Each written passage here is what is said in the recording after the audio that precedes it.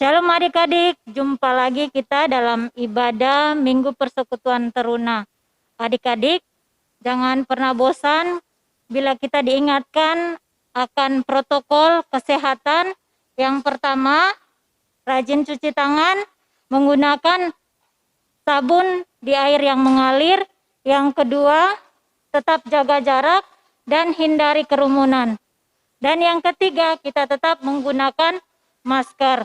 Dan jangan lupa kita tetap makan makanan yang bergizi supaya daya tahan tubuh kita tetap baik.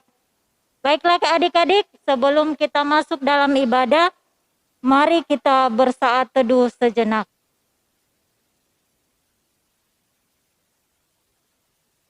Adik-adik, sebelum kita mulai ibadah kita, kakak undang kita bangkit berdiri. Dan kita membuka ibadah kita dengan bernyanyi dari Kidung Jemaat nomor 15, bait yang pertama dan baitnya yang kedua, berhimpun semua.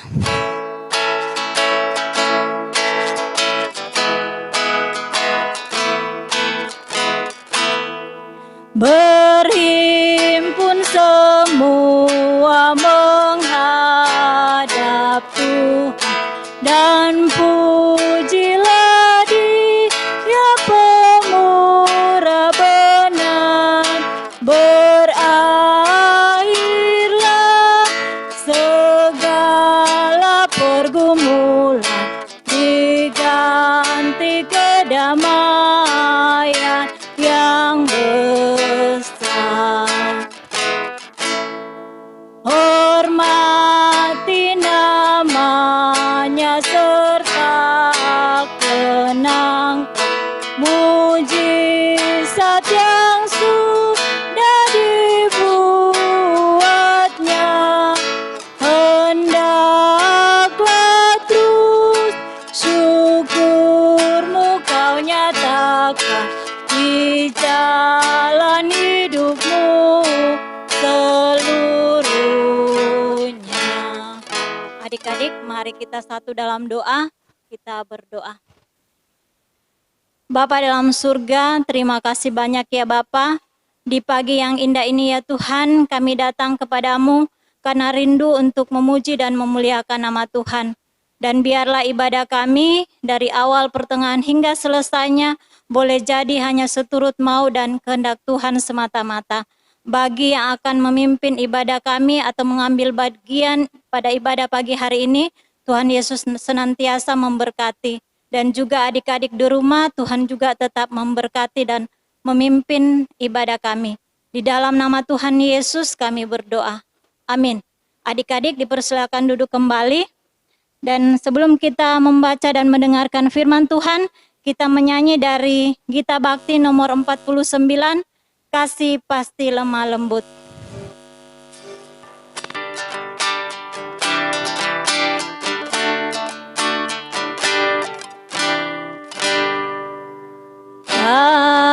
Kasih pasti lemah lembut, kasih pasti memaafkan, kasih pasti murah hati, kasih-Mu, kasih-Mu Tuhan. Kasih pasti lemah lembut, kasih pasti memaafkan, kasih pasti murah hati, kasih-Mu, kasih-Mu Tuhan. Ajarilah kami ini saling mengasihi, ajarilah kami ini saling mengampuni, ajarilah kami ini kasih-Mu ya Tuhan, kasih-Mu kudus tiada batasnya. Oke adik-adik, kita mempersiapkan diri untuk masuk dalam pelayanan firman yang akan dipimpin oleh Kak Prilly.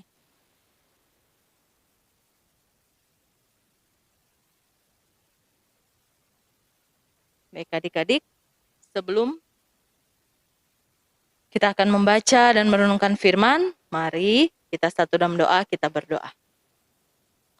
Selamat pagi Bapa kekal dalam surga. Terima kasih banyak Tuhan, ketika pagi ini Engkau masih memberikan kami kesempatan, memberikan kami nafas kehidupan, dan pagi ini Tuhan, anak-anak-Mu, kami anak-anak Persekutuan Teruna Jemaat Sulagresa Marangkayu, datang ke hadirat-Mu untuk memuji, memuliakan nama-Mu. Kami siap untuk membaca firman Tuhan, berkatilah. Inilah doa kami, di dalam nama Yesus kami sudah berdoa, amin. Adik-adik, kakak ajak berdiri. Pembacaan kita pada pagi hari ini terdapat dalam Kisah Para Rasul, pasal yang kelima, ayat 26 sampai ayat yang ke-33. Kisah Para Rasul, pasal 5 ayat 26 sampai ayat yang ke-33. Kita akan membacakannya. Rasul-rasul di hadapan Mahkamah Agama, nasihat Gamaliel. Maka pergilah kepada pengawal serta orang-orang ke bait Allah, lalu mengambil kedua rasul itu.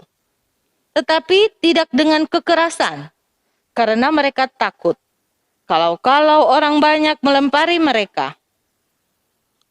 Mereka membawa kedua dan menghadapkan mereka kepada Mahkamah Agama. Imam besar mulai menanyai mereka. Katanya, dengan keras kami melarang kamu mengajar dalam nama itu.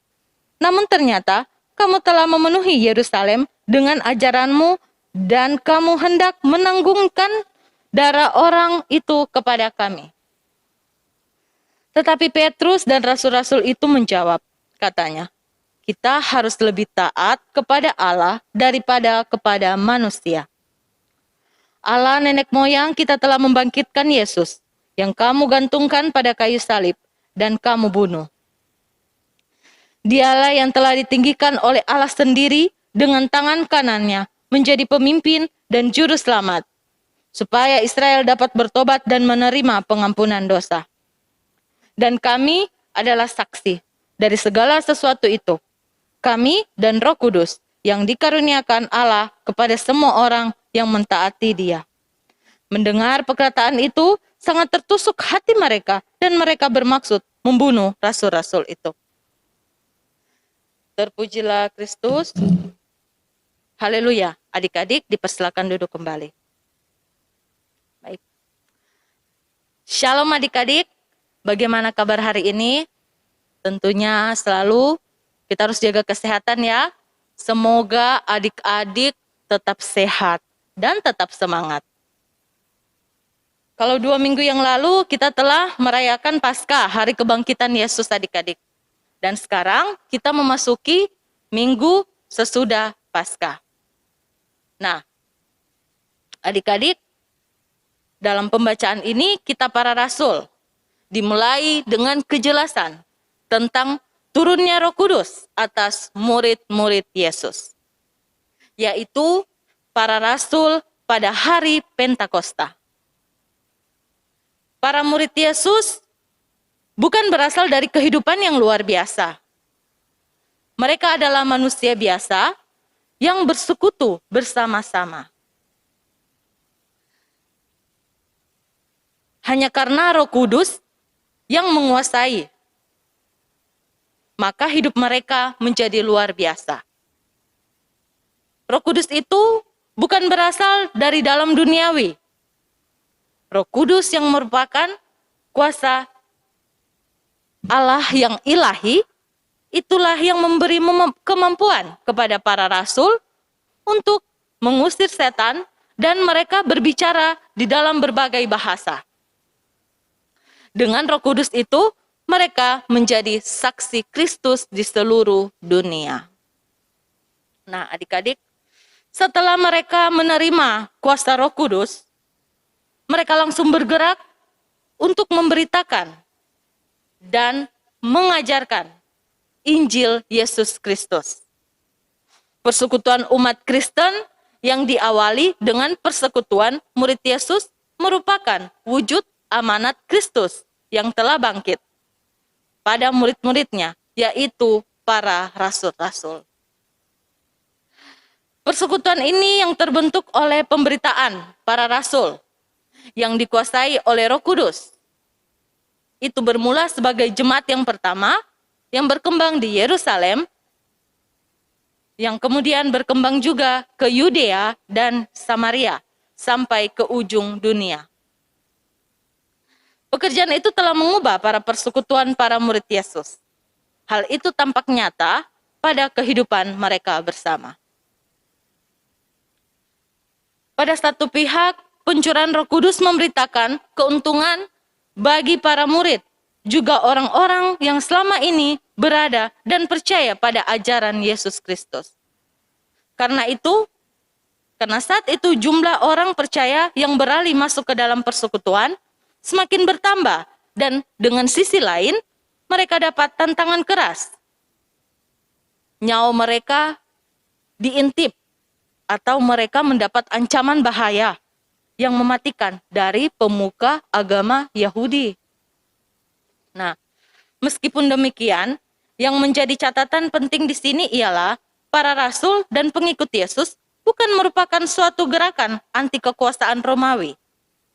Roh Kudus menggerakkan para rasul maupun jemaat yang dipanggil serta diutus untuk meneruskan pendamaian Yesus Kristus yang mati dan bangkit bagi mereka.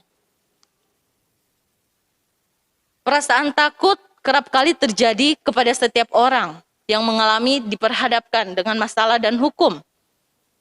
Tetapi tidak sedikit memilih untuk mencari aman dan mengikuti dan melakukan ketidakbenaran demi kepada kebenaran, demi menghindari hukuman.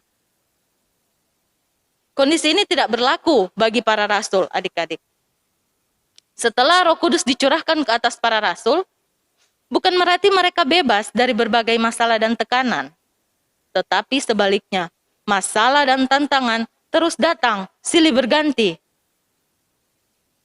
Tapi, apakah para rasul menyerah, adik-adik? Para rasul dan Petrus tidak menyerah. Mereka tidak merasa takut karena mereka sudah diurapi Roh Kudus dan memberikan kekuatan juga keberanian yang sangat luar biasa untuk memberitakan Injil Yesus Kristus kepada semua orang. Dan salah satu tantangan mereka hadapi, mereka berdiri di hadapan mahkamah agama. Mahkamah agama, mereka diminta mempertanggungjawabkan Injil yang diberitakan. Karena mereka dilarang untuk mengajar di dalam nama Yesus.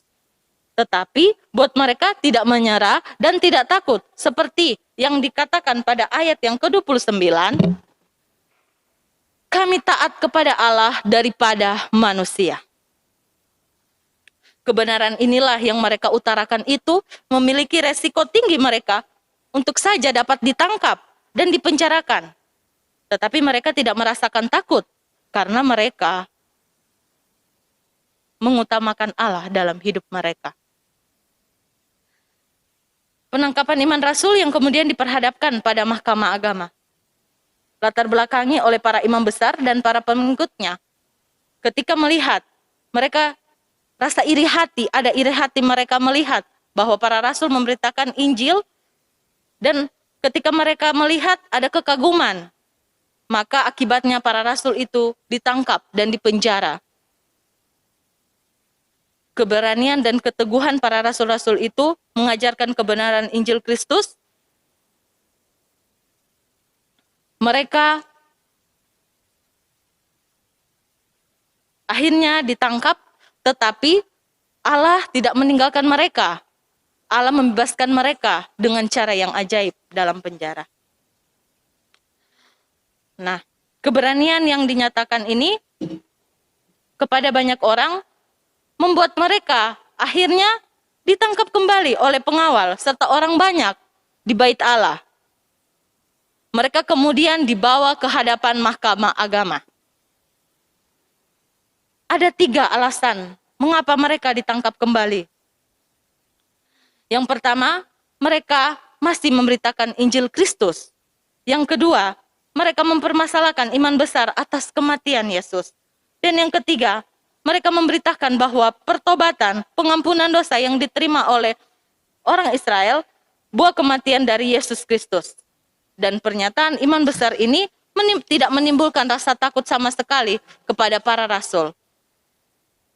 Mereka lebih mengutamakan Allah daripada manusia. Adik-adik yang dikasih dalam Tuhan Yesus Kristus, para rasul memiliki ketaatan dan keteguhan hati. Mereka berani menyatakan Injil Kristus. Mereka tidak pernah menyerah. Pun kita sebagai adik-adik, bagaimana adik-adik marilah menjadi saksi Kristus. Kita memberitakan kabar baik kepada semua orang. Kita mau berlaku adil, mau jadi anak yang rendah hati, berani mengakui kesalahan kita ketika kita melakukan kesalahan kepada orang lain. Apakah adik-adik siap? Tentu harus siap. Dan sebaliknya, jangan kita mengecewakan Tuhan. Ketika pada masa remaja ini banyak godaan. Mungkin kita melihat, kita tertarik kepada si A, tetapi kita lihat dia tidak sama dengan keyakinan kita, maka kita tergoda itu. Kita sedikit-sedikit bisa melupakan Tuhan. Ataupun ketika adik-adik telah beranjak dewasa dan mendapatkan pekerjaan, ya.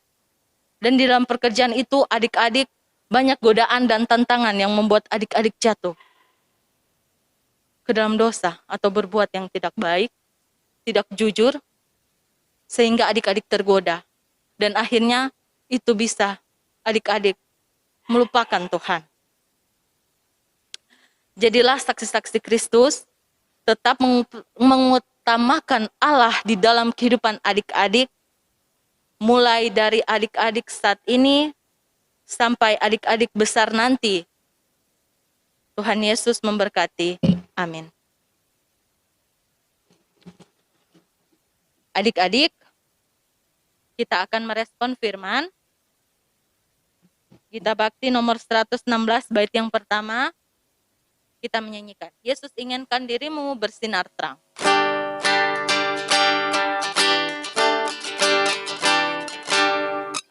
Yesus inginkan dirimu bersinar terang, agar seluruh dunia memujinya.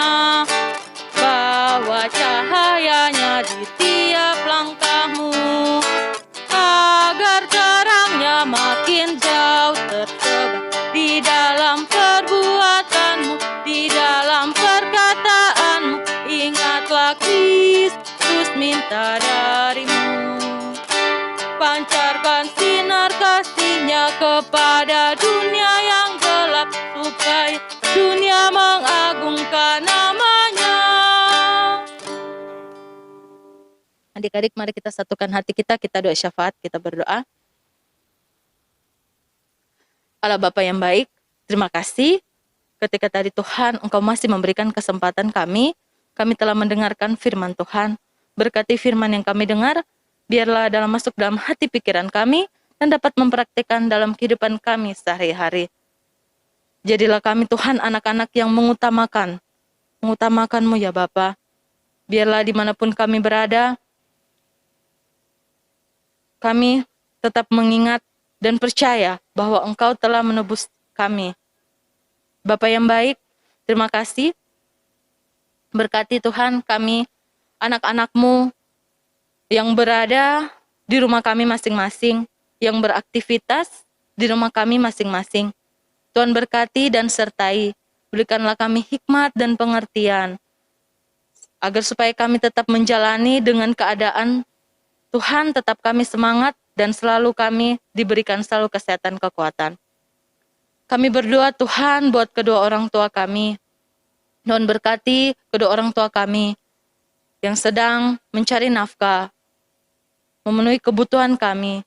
Tuhan berkati dan sertai mereka Tuhan, berikan mereka kesehatan kekuatan, agar supaya kami pun bisa membanggakan kedua orang tua kami mau jadi anak-anak yang baik.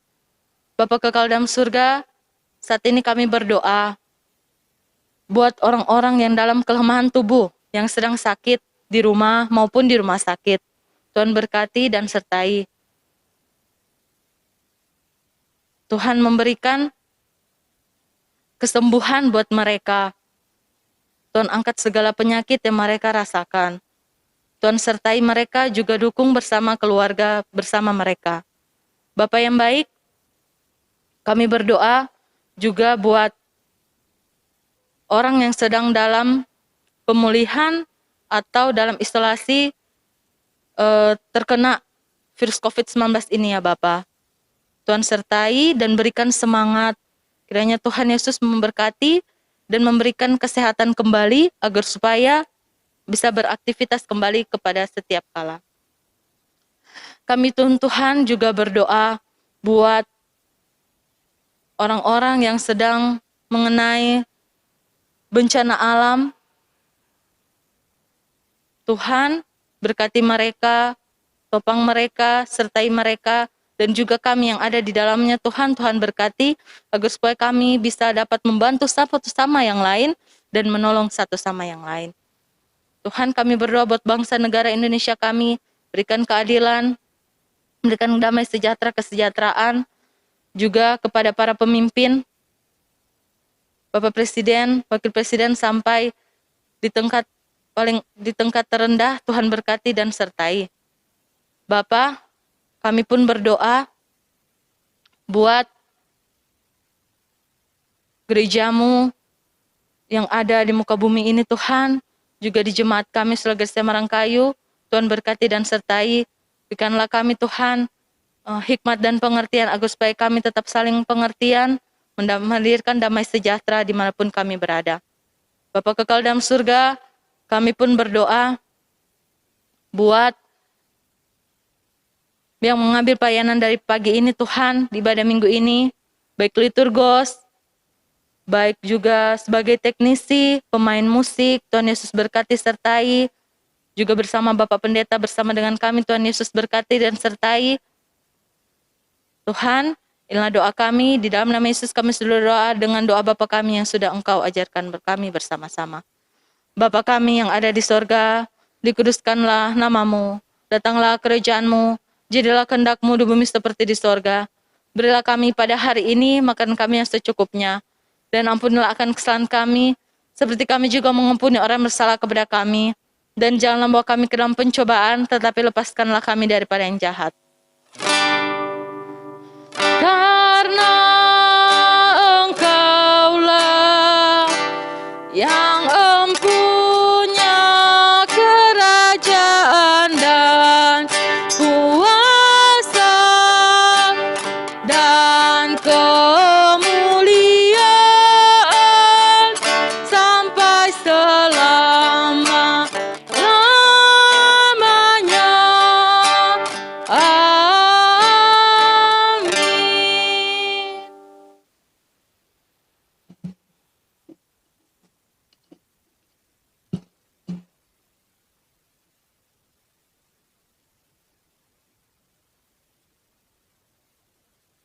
Adik-adik yang terkasih dalam Tuhan kita Yesus Kristus, tibalah kita akan memberikan ungkapan syukur kita kepada Tuhan, dan kita menyanyi dari Gita Bakti nomor 82, bait yang pertama dan baitnya yang kedua, kita bersyukur kepada Tuhan. Kita nyanyikan dulu bait pertama, setelah itu baru kita memberikan persembahan syukur, dan setelah selesai persembahan kita nyanyikan baitnya yang kedua.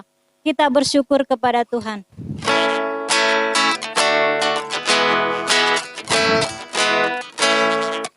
Kita bersyukur kepada Tuhan sambil bawa persembahan kepada-Nya, sebab Ia baik, abadi kasih-Nya, sebab Ia baik, abadi kasih-Nya.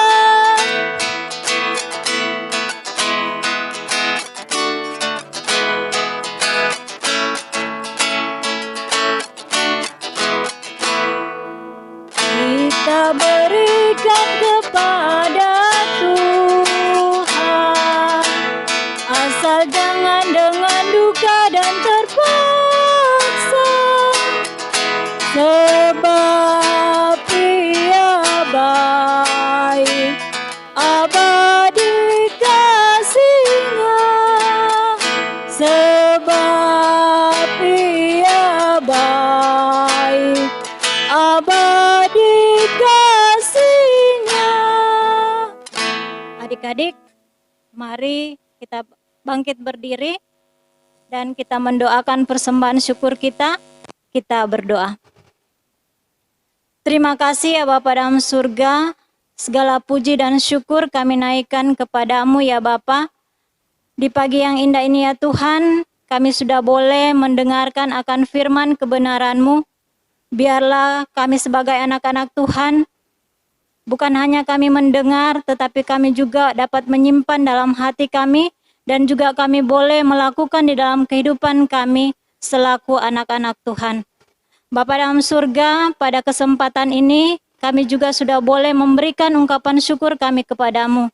Berkatilah ya Tuhan persembahan syukur yang telah kami berikan pada pagi hari ini, agar dapat berguna bagi setiap pelayanan-pelayanan yang diadakan di tengah-tengah jemaat kami. Di dalam nama Tuhan Yesus kami berdoa. Amin.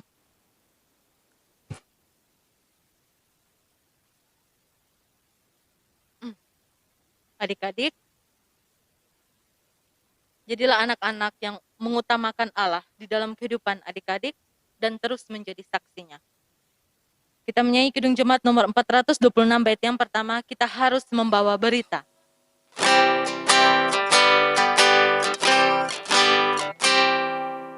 Kita harus membawa berita pada dunia dalam gelap tentang kebenaran dan kasih dan damai yang menetap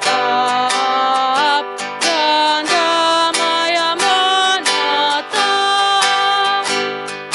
tetap jadi remang pagi dan remang jadi siang. Kuasa Kristus kan nyatalah damai dan cemerlang. Adik-adik, mari kita satu dalam doa. Kita berdoa. Tuhan Yesus yang baik, inilah kami anak-anak-Mu Tuhan.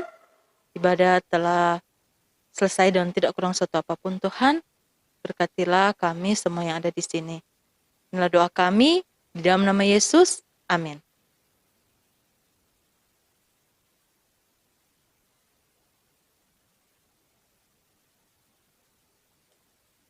Shalom adik-adik.